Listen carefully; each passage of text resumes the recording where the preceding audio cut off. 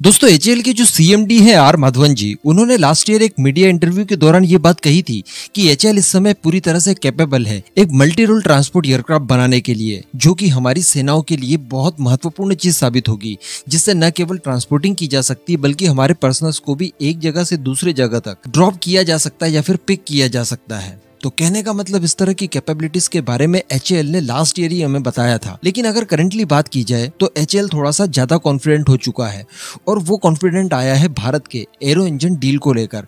क्योंकि आप जानते होंगे कि किसी भी एयरक्राफ्ट को अगर आप डेवलप कर रहे हैं, उसके लिए 50% सबसे ज्यादा इंपॉर्टेंट हिस्सा होता है उसका इंजन। अगर आपके पास इंजन ही नहीं है तो कह दीजिए कि आपने कितना भी काम कर लिया, वो 50% के आसपास ही होगा। लेकिन अगर आपके पास इंजन खुद का होगा तो वो 100% की कैटेगरी में आएगा। उसके अलावा अगर कोई थोड़े बहुत कंपोनेंट जो कि आप बिजी शेड्यूल की वजह से नहीं बना पाते हैं और कहीं बाहर से आउटसोर्स करते हैं, तब भी कोई प्रॉब्लम वाली बात नहीं है। तो इसी तरह की चीजें भारत में घटित होने वाली है। किस तरह से आज भारत इस बात के लिए तैयार हो रहा है कि जल्दी से जल्दी 2-3 स्टेप चढ़कर सीधे बॉम्बर एयरक्राफ्ट की ओर आगे बढ़ा जाए। आज मैं आपको इस वीडियो में सब कुछ डिटेल में बताने वाला हूँ। आप बस वीडियो को एकदम एंड तक देखते हुए चैनल को सब्सक्राइब जरूर कर लीजिएगा। दोस्तों देखिए, ट्रांसपोर्ट एयरक्राफ्ट बहुत महंगा होता है, और जब आपने इसे खरीद लिया तो ये जब 20-30 साल सर्विस देगा तो इस दौरान आपको इसके लिए मेंटेनेंस, इसके स्पेयर पार्ट्स वगैरह पर बहुत खर्च करना होता है। कहने का मतलब जिस देश से भी आपने खरीदा उसके ऊपर आपकी निर्भरता काफी सालों के लिए हो जाती है। अभी अगर भारत के एचएएल की बात की जाए तो अलग अलग प्रोजेक्ट तैयार किए जा रहे हैं, जिसमें फाइटर जेट मेन है। फाइटर जेट के साथ साथ हमने अटैक हेलीकॉप्टर्स या फिर दूसरे मल्टी रोल हेलीकॉप्टर्स भी बनाए, जिनका इस्तेमाल भारतीय सेनाएं करने वाली है। लेकिन इसके बाद अगला नंबर अगर देखा जाए तो वो ट्रांसपोर्ट एयरक्राफ्ट का आता है। आप जानते हैं हमने C-17 ग्लोबमास्टर खरीदा है, या फिर एयरबस का खरीदा है, या फिर रशिया से खरीदा है।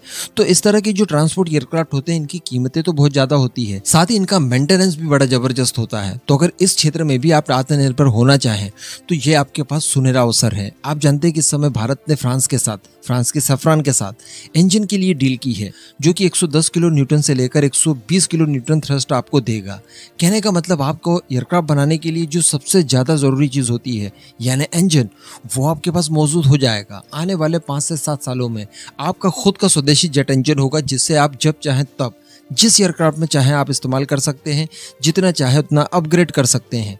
तो आने वाले समय में हम इसे 130 किलो न्यूटन तक भी ले जाएंगे। कहने का मतलब इंजन हर थ्रस्ट में आपके पास उपलब्ध होगा, इस बात की श्योरिटी है। अभी इसी चीज को लेकर या इसी चीज से कॉन्फिडेंट होते हुए एचएएल ने पब्लिक और प्राइवेट सेक्टर से कांटेक्ट करना शुरू कर दिया है। यानी एचएएल इस समय देख रहा है कि अगर भारत में ही मल्टी रोल ट्रांसपोर्ट एयरक्राफ्ट बनाया जाए तो उसके लिए कितना इकोसिस्टम तैयार किया जा सकता है। और इसके लिए एचएएल पब्लिक प्राइवेट सेक्टर के साथ साथ हमारे इंडियन एयरफोर्स को भी अप्रोच कर रही है कि वो भी इस प्रोजेक्ट के लिए हामी भर दे, ताकि एचएएल खुद के बूते मीडियम कैटेगरी का मल्टी रोल ट्रांसपोर्ट एयरक्राफ्ट बना पाए। अगर ऐसा होता है तो ये समझ लीजिए कि एयरक्राफ्ट के क्षेत्र में बियॉन्ड विजुअल रेंज आकर आपने कोई काम किया। इस समय सबसे ज्यादा नेसेसरी था फाइटर जेट, जो हमने बना दिया। उसके बाद ट्रांसपोर्ट एयरक्राफ्ट। अगर ट्रांसपोर्ट एयरक्राफ्ट हम लोग अच्छे से बना पाते तो इसी का इस्तेमाल हम लोग सिविलियन रोल में भी कर सकते हैं। यानी इसी टेक्नोलॉजी के आधार पर हम लोग सिविलियन ट्रांसपोर्ट के लिए भी एयरक्राफ्ट बना सकते हैं, जो एयरलाइंस वगैरह में इस्तेमाल किए जाते हैं। इसी के साथ साथ अगर मेरीटाइम पेट्रोलिंग के लिए आप एयरक्राफ्ट बनाना चाहें, P-8I जैसा, तब भी पॉसिबल है। या यूं कहें कि ये जो ट्रांसपोर्ट एयरक्राफ्ट बना रहे हैं, इसको बड़ी आसानी से आप मॉडिफाई कर सकते हैं मैरीटाइम पेट्रोलिंग मिशन के लिए, तो ये उसके लिए भी उपयुक्त होगा।